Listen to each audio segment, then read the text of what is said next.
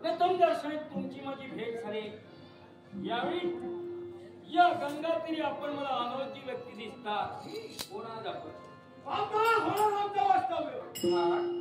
गुरु शुक्राचार्याचा पुत्र निशुंभ समाला ना आपलं निशुंभ स्वस्तानाचा त्यातून या मृत्यूलोकाच्या ठिकाणी गंगातीरी येण्याचं प्रयोजन एकच जे होमवादी कार्य चालू आहे ते संपलं बंद करण्यासाठी. हे होम आणि हे यज्ञ बंद करण्यासाठी म्हणून आपण आला. निशुंभ यज्ञ म्हणजे नुसतं कर्मकांड नव्हे. यज्ञ म्हणजे या जगात संघटन सन्मान आणि दान. शरीराचा जीवनात विचार केला असेल तर भोजना यज्ञ.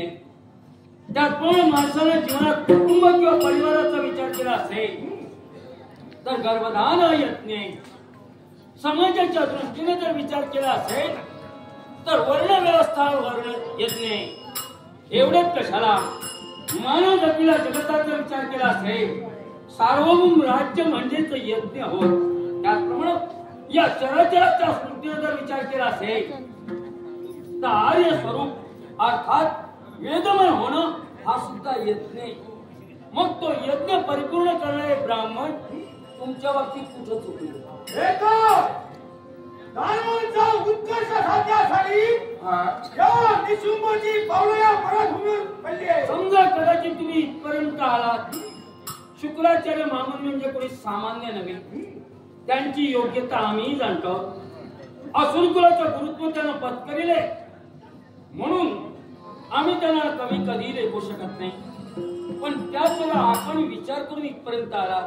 मला सांगा ब्राह्मण वर्गाचा छळ करण्यासाठी आपण तयार करा. मूल चुकलं असेल तर मुलाच्या खोबारीत मारावं की बापाजवळ प्रश्न करावा. बोलण्याचा अर्थच आहे. ब्राह्मण क्षत्रिय वैश्य आणि शूद्र हे 4 वर्ण आहेत. या 4 वर्णाच्या जीविताचं रक्षण करणं हे क्षत्रियाचं काम आहे.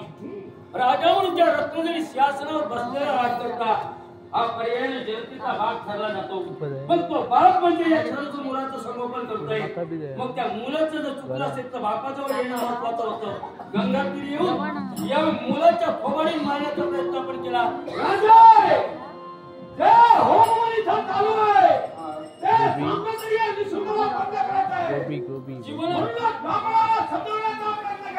तुमचा उद्देश तरी काय.